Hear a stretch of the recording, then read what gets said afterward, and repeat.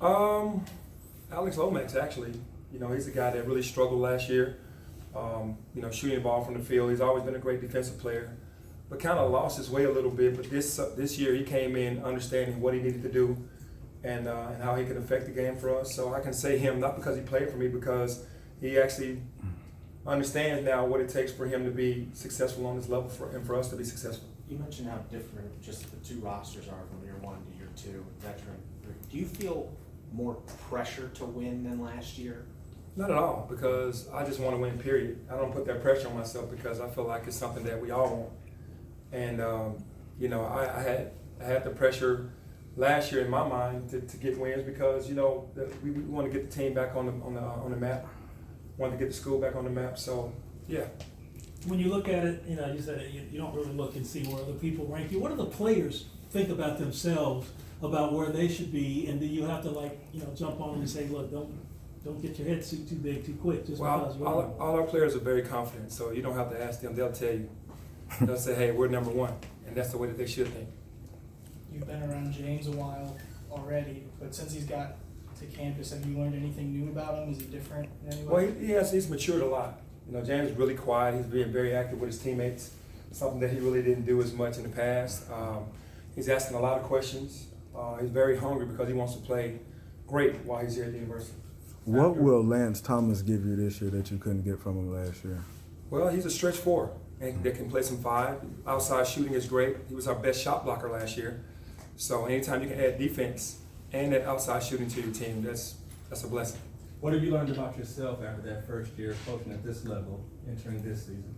That I do have a lot of patience. I do. Even though I want to win right away, I still know that that I had a lot of patience with a lot of guys last year in the situation that I was put in and that we were in as a team, and just trying to stay focused on our goals. Is there any approach you take differently based on what you learned last year? No, our preparation is going to be the same. We feel like we've added a ton of talent. We're not going to change a ton. You have to change some because the guys are younger, but stick with our same game plans pretty much and be ready to go to war. You said that the best teams are the ones that the players on the team, they take control. Do you have guys on there right now that you see that would be in that step-up role to say, look, guys, we got to grab this one by the throat and go?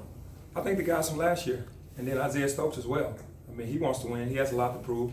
And then also Alex Lomax and Tyler Harris, those guys are being leaders. They're from last year's team, and Lance Thomas. So we got some guys that are older that understand, hey, this is to the young guy, this isn't going to be easy, and we're going to have to do it as a team. Are you more confident in the program and your abilities than you were standing here last year, or were you equally confident last year when you were? I was actually equally confident last year.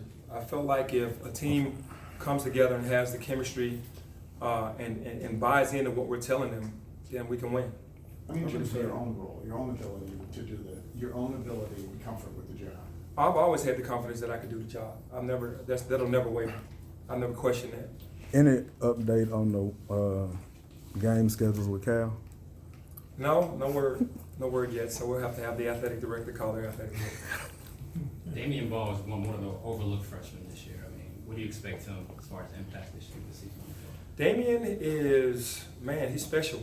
He's a guy that picks up 94 feet.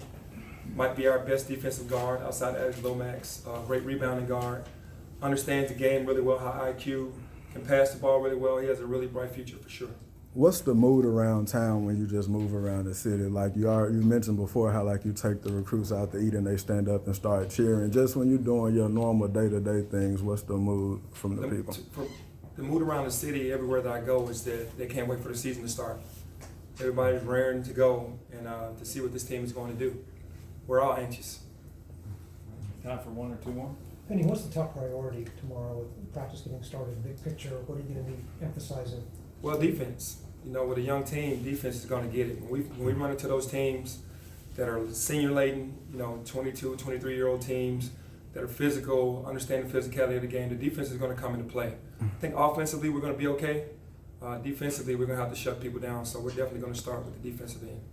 And one final thing for me, when even though the team's all ballyhooed and all that, you got a lot of great players. There are some holes in the schedule there where you could stumble. How do you think, in terms of how you handle 11 defeats last year? How do you think these guys would have to take it if they, if one does come up? Well, we have to be prepared for everything. We'll understand who's who when adversity hits, because adversity is going to hit this year. And there are some points in the schedule where it could be, if you're not coming to play, you can lose 2 or 3 in a row, especially with a young team. So we'll just see where we are at that time and then see who can handle the adversity. Now, who'd you say was performing at Memphis Madness again? I didn't say it. Thank you.